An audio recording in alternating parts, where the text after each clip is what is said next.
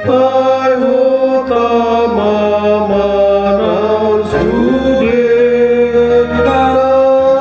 Pahonaku Yesus ini Hai puji maibana.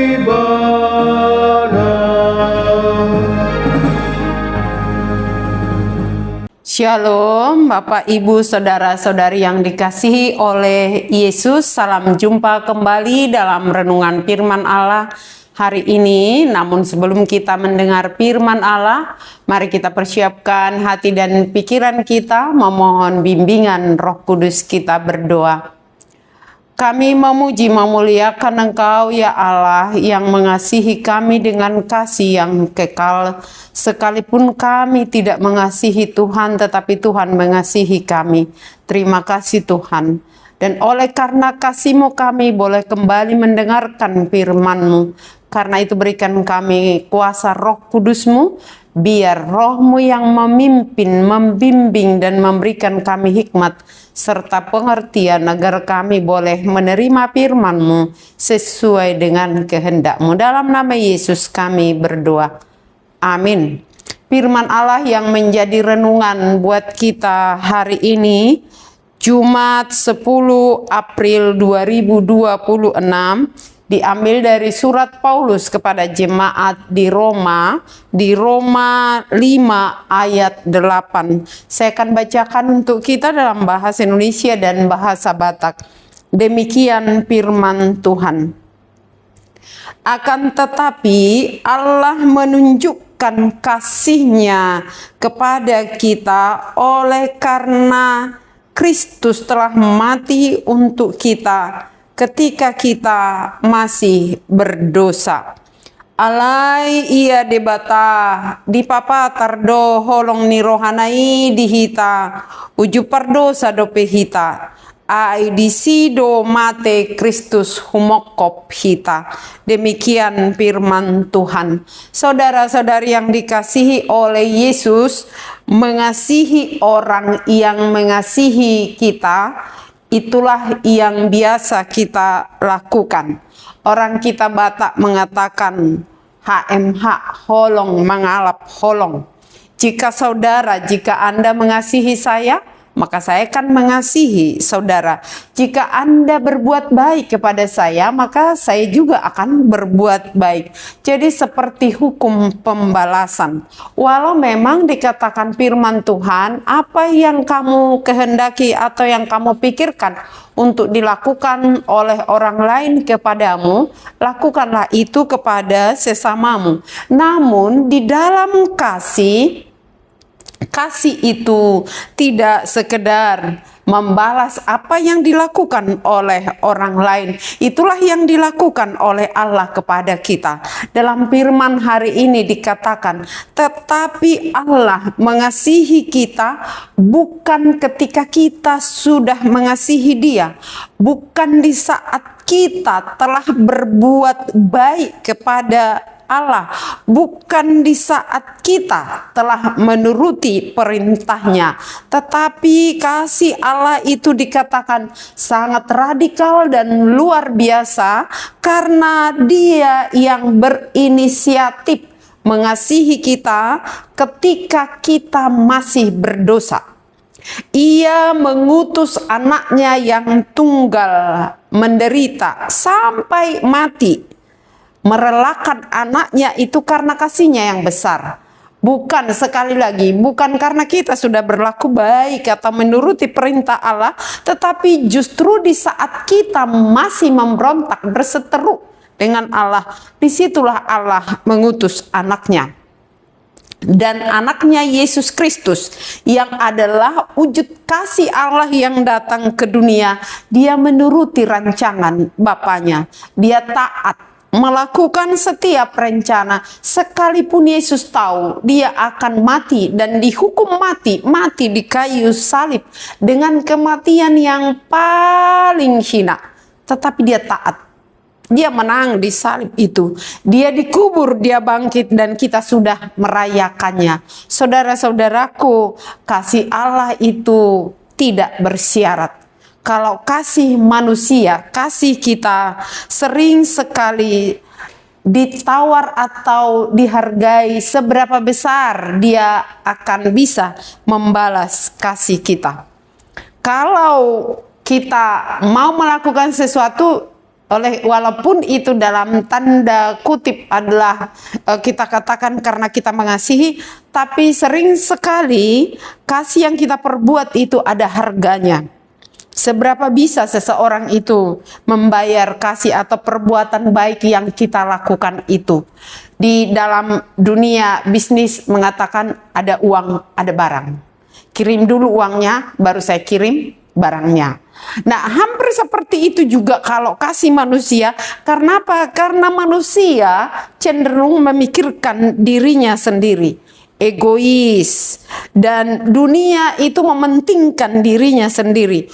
Walau manusia tahu dia tidak akan bisa hidup sendiri di dunia ini, dia membutuhkan orang lain.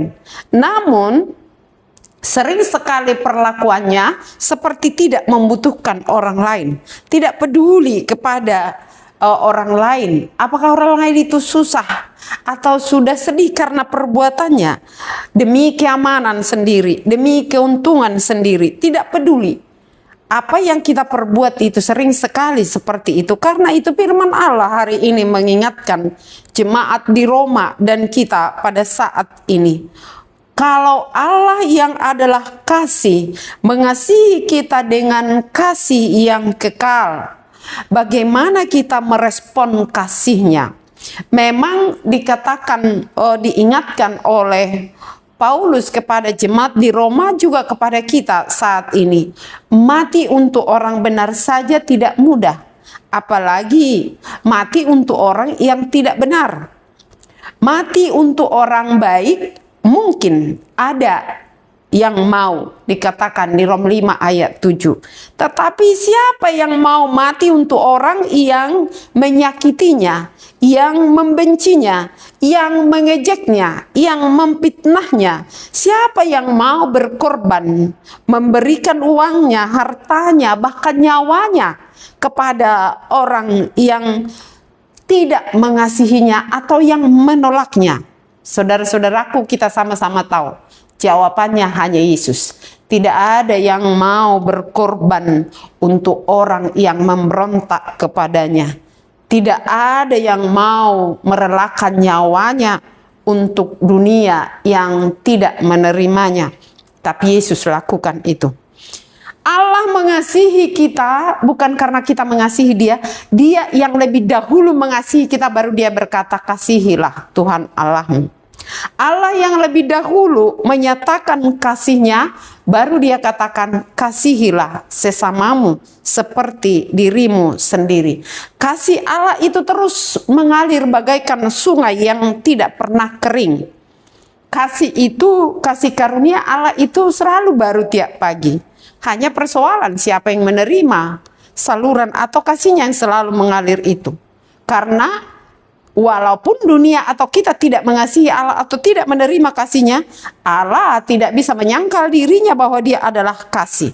Karena itu firman ini mau mengingatkan kita, sambut kasih Allah, terima kasih Allah di dalam iman dan hidup di dalam kasihnya.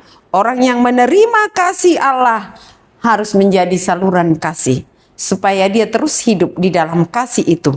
Orang yang telah percaya akan kasih Allah dan menerima kasih Allah, dia mengasihi Allah dengan menuruti segala perintahnya. Orang yang mengasihi Allah dan menerima kasih Allah, dia adalah orang yang tahu bersyukur dan hidup dalam kasih, melakukan tindakan kasih. Karena kasih itu bukan kata-kata. Sama seperti Allah yang berfirman, dia tidak hanya sekedar berfirman, tetapi dia bertindak mengasihi, hadir di dalam kehidupan kita. Maka sekali lagi, biarlah kasih itu kita terima, dan kasih Allah yang tidak terbatas itu, yang tidak berkesudahan itu, selalu meluap, bahkan meluap setiap hari. Karena itu pilihan ada pada kita, apakah kita menerima kasihnya atau menolak. Jika kita menerimanya, kita harus mau menjadi saluran kasih dan menjadi berkat bagi sesama. Amin. Kita berdoa. Terima kasih Tuhan atas kasih-Mu, atas penyertaan-Mu. Kami boleh mendengarkan firman-Mu. Ajar kami untuk hidup dalam kasih itu. Bersyukur karena Tuhan telah mengasihi kami dan mewujudkan rasa syukur itu dengan menuruti firman-Mu dan mengasihi sesama. Tolong kami Tuhan, jika ada di antara kami yang sedang berseteru atau yang sedang terganggu hubungannya dengan Tuhan dan sesama oleh karena keadaan atau mungkin oleh karena kesulitan yang dihadapi, pulihkanlah Tuhan. Jika ada rumah tangga yang sedang menghadapi masalah di mana kasihnya mulai berkurang, pulihkanlah keadaan mereka. Jika ada di antara umat-Mu yang mendengar firman ini, yang sedang menghadapi masalah dengan sesama saudara, biarlah kasih-Mu yang menyelesaikan setiap masalah yang dihadapi. Kami serahkan semua ke dalam tangan-Mu Tuhan.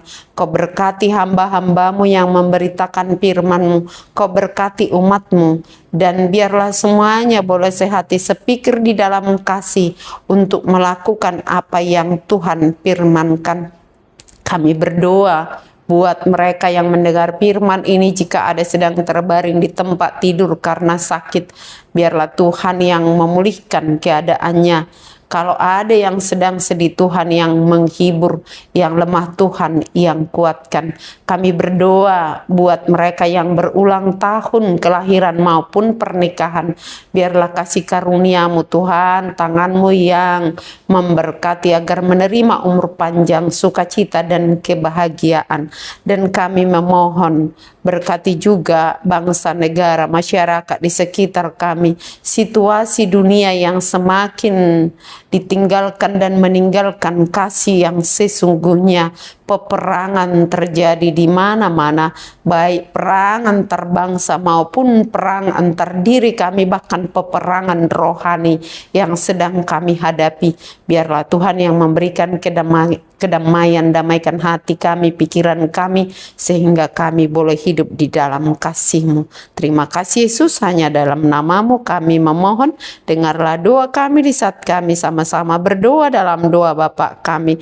Bapa kami yang di surga, dikuduskanlah nama-Mu, datanglah kerajaan-Mu, jadilah kehendak-Mu di bumi seperti di surga.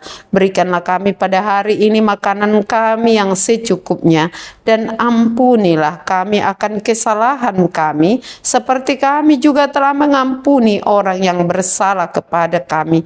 Dan janganlah membawa kami ke dalam pencobaan, tetapi lepaskanlah kami daripada yang jahat, karena Engkau empunya kerajaan dan kekuasaan dan kemuliaan sampai selama-lamanya. Amin. Kasih karunia dari Tuhan Yesus Kristus dan kasih setia dari Allah Bapa serta persekutuan Roh Kudus menyertai kamu sekalian.